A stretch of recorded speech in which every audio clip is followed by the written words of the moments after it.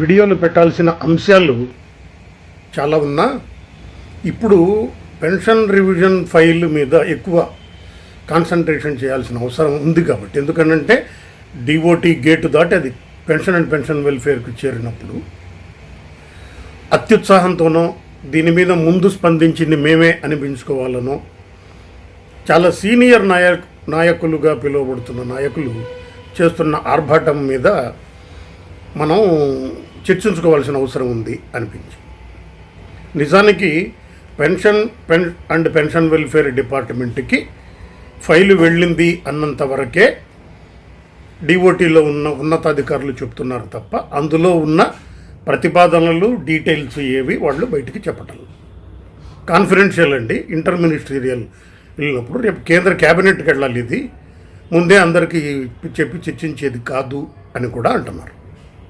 Number 1. Number 2 point ఏంటంటే, ఒక pension association general secretary member services దగ్గరికి వెళ్ళినప్పుడు ఎంత ఫిట్మెంట్ ఇచ్చారు, 5 ఇచ్చారా, 10 ఇచ్చారా, 15 రికమెండ్ చేశారా, మీ రికమెండేషన్లు ఏంటి అని వాళ్ళు చెప్పినప్పుడు రికమెండేషన్ కాదు, ముందు 1/1/2017 నాటి డిఏ కలపాలి కదా, 1. 2 పే స్కేల్ డిసైడ్ కావాలి కదా. నేను ఇంతకుముందు చెప్పిన వీడియోలో కూడా మీకు చెప్పాను ఏమని, నేను ఆఫీస్ సూపరింటెండెంట్గా నా పే స్కేల్ 30,630 మ్యాక్సిమంలో చేరిపోయాను. కాబట్టి నాకు 2017 నుంచి ఒకవేళ ఫిట్మెంట్ చేయాలంటే స్కేల్ మ్యాక్సిమంలో ఇంక్రిమెంట్ ఏమి రాదు కదా. కాబట్టి ఫిట్మెంట్ ఎట్లా మారాలంటే దానికి ఒక పే స్కేల్, కొత్త pay scale pay commission recommend చేసింది ఇచ్చేవాళ్ళు. పే కమిషన్ ఒకవేళ వేతన సవరణ జరిగి ఉంటే, ఇప్పుడు జరగలేదు కాబట్టి ఏం చేయాలన్న చెక్ చేస్తే దానికి మెంబర్ సర్వీసెస్ ఏం చెప్పారు అని అంటే, లేదు ఒక జేటీఓ పే స్కేల్ 16,400 40,000 అనుకుందాం, థర్డ్ పిఆర్సి జేటీఓ పే స్కేల్ని 40,000 1,40,000 పే స్కేల్లో రికమెండ్ చేశారు. కాబట్టి ఈయనని ఆటోమేటిక్గా థర్డ్ పిఆర్సి ప్రభుత్వ రంగ సంస్థలకు ఇచ్చిన పే స్కేల్లోకి తీసుకెళ్ళిపోవాలి అని చెప్పే మేము రికమెండేషన్ రాసాం. ఇంకా ఫిట్మెంట్ అంటారా, ఏమీ పెరగలేదు, 0% అని మీరు ఎట్లా అనుకుంటున్నారు? 1/1/2017 నాటికి 119.5% డిఏ ఉంది. 119.5% డిఏని బేసిక్ 16,400ని కలిపితే 36,000 రూపాయలు వస్తుంది. 35,998 వస్తుంది. 36,000 అనుకోండి, 36,000 వస్తుంది. కానీ స్కేలు బిగినింగే 40,000 ఉంది. అంటే దాదాపు 4,000 రూపాయలు పే స్కేల్ బెనిఫిట్లోనే జంప్ వచ్చింది. కాబట్టి మీకు ఆటోమేటిక్గా 8% ఆల్రెడీ ఇచ్చినట్లే మేము అని ఆయన చెప్పారు. మెంబర్ సర్వీసెస్ ఎంత రికమెండ్ చేసింది చెప్పకుండా పే ఫిక్సేషన్ చేసేటప్పుడు స్కేల్ మినిమమే 4,000 జంపులో ఉండటం మూలంగా కలిగే బెనిఫిట్ చెప్పారు. కానీ వీళ్ళు బయటకు వచ్చి 0% ఎట్లా ఇస్తారు, నాకు 5% ఇస్తే ఎంత పెరుగుతుంది, 10% ఇస్తే ఎంత పెరుగుతుంది, 15 ఇస్తే ఎంత పెరుగుతుంది అని ఒక ట్యాబులర్ కాలం వేశారు. ఇంకొక ఆయన కూడా ఇది కరెక్ట్ కాదు అని చేసేశారు. ఇక్కడ 2 అంశాలు, ప్రధానమైన అంశాలు మనం చర్చించుకోవాలి.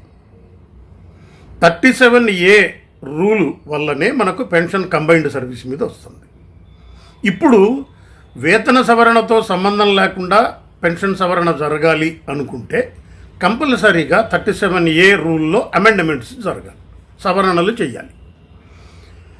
సవరణలు ఏమేం చేయాలి అన్నదానికి పిఎండిపిడబ్ల్యూ వాళ్ళు ఒక కమిటీ వేసి, ఆ కమిటీ కావలసిన ఇన్పుట్స్, సమాచారం, విషయాలు ఏమేమి ఇన్పుట్స్ కావాలో ఆ ఇన్పుట్స్ కోసం డిఓటీకి మళ్ళీ లెటర్ రాశారు. ఏమని, ఫలానా సమాచారం మాకు ఇవ్వండి, ఇన్పుట్స్ తయారు చేయాలి అని అడిగారు. ఇప్పుడు మన లక్ష్యం ఏముండాలి, మొన్నటిదాకా వేతన సవరణతో, ఉద్యోగస్తుల వేతన సవరణతో సంబంధం లేకుండా పెన్షన్ సవరణ చేయించుకుంటే సరిపోద్ది అని అనుకున్నాం.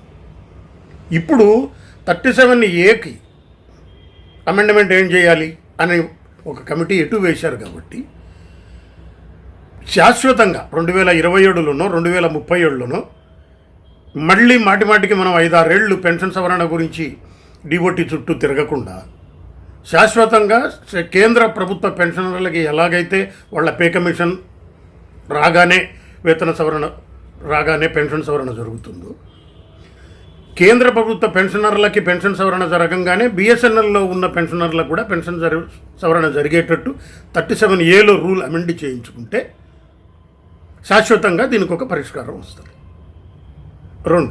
మూడో అంశం ఏంటి? 5%, 10%, 15% ఫిట్మెంట్ డిపిఈ ఎవరి కోసమని చెప్పింది? వర్కింగ్ ఎంప్లాయీస్ కోసం అని చెప్పింది. వర్కింగ్ ఎంప్లాయీస్ కోసం పెట్టిన రూలు, వర్కింగ్ ఎంప్లాయీస్కి మాకు సంబంధం లేదు, వాళ్ళ ఖర్చు వేరే, మా ఖర్చు వేరే, మాకు కేంద్ర ప్రభుత్వం భరిస్తుంది కాబట్టి నువ్వు పెన్షన్ సవరణ వేతన సవరణతో సంబంధం లేకుండా చెయ్యి అంటే, వేతన సవరణతో సంబంధించిన 5, 10, 15% అంశాన్ని, అంటే 5, 10, 15 ఎందుకు వచ్చింది? ఒక 1000 రూపాయలు లాభం వస్తే ప్రభుత్వ రంగ సంస్థకి వేతన సవరణ వల్ల వచ్చే ఖర్చు 200 రూపాయలకి మించకూడదు. 20% లాభాలలో 20% కంటే మీరు వాడొద్దు అని department of public enterprises rule రూపొందించింది. అది ఎవరికి? Working employees. మనకు సంస్థతోనే సంబంధం లేనప్పుడు, మన పెన్షన్ కేంద్ర ప్రభుత్వం ఇస్తున్నప్పుడు, కన్సాలిడేటెడ్ ఫండ్ ఆఫ్ ఇండియా నుంచి పే జరుగుతున్నప్పుడు ఫిట్మెంట్లు 2 ఉన్నాయి భారతదేశంలో. 7వ వేతన సవరణ సంఘం కేంద్ర ప్రభుత్వ పెన్షనర్లకు ఇచ్చిన పెన్షను, కేంద్ర ప్రభుత్వ రంగ సంస్థలకి 3వ వేతన సవరణ సంఘం ఇచ్చిన ఫిట్మెంట్. 2 ఫిట్మెంట్లు ఉన్నాయి. ఈ రెండిట్లో ఏది ఇస్తావు, ఏది ఇవ్వబోతున్నావు? దీని తర్వాత 37Aలో మనం ఏమేమి అమెండ్మెంట్లు చేసుకోవాలి? 2027లో కూడా కేంద్ర ప్రభుత్వ పెన్షనర్లకు ఇచ్చినట్లే వీళ్ళకు కూడా ఇవ్వండి. ఇక మీదట కేంద్ర ప్రభుత్వ పెన్షనర్లకి సవరణ జరిగినప్పుడంతా బిఎస్ఎన్ఎల్లో ఐడిఏ పెన్షనర్లకి జరుగుతుంది అని ఒక రూలు 37Aలో కరెక్ట్ చేయించుకుంటే దీనికి శాశ్వత పరిష్కారం వస్తుంది. ఈ రకమైన అంశాల మీద దృష్టి సారించకుండా 37Aలో ఉన్న అంశాలు ఏవేవి మనం కరెక్ట్ చేయించుకోవాలి, ఏవేవి కొత్త రూల్స్ ఇన్కార్పొరేట్ చేయించుకోవాలి అన్న దాని మీద దృష్టి పెట్టకుండా 2018లో 5% అన్నావు, ఇప్పుడు మాకు ఎంత ఇస్తున్నారో మీరు తేల్చండి అని నువ్వు అడగటం మూలంగా, వీళ్ళు అడగటం మూలంగా రేపు 2027లో ఎంత ఫిట్మెంట్ ఇవ్వాలి అంటే మళ్ళీ అప్పుడు ఒక 5 ఏళ్ళు డిఓటీ ఆఫీసుల చుట్టూ తిరుగుతారా? దీనికి ఒక శాశ్వతమైన ఫిట్మెంట్ ఎంత ఇస్తే థర్డ్ పిఆర్సీ ప్రభుత్వ రంగ సంస్థల కోసం ఇచ్చిన ఫిట్మెంట్ అన్నా ఇవ్వండి, లేదా కేంద్ర ప్రభుత్వ పెన్షనర్లకు ఇచ్చిన ఫిట్మెంట్ అన్నా ఇవ్వండి. ఈ ఉన్నది 2 ఫిట్మెంట్లు. ఈ 2 ఫిట్మెంట్లలో ఏదో ఒక ఫిట్మెంట్ మాకు ఇవ్వండి అని అడగాలి. అదే తప్ప వేరే మార్గం లేదు. ఎందుకు?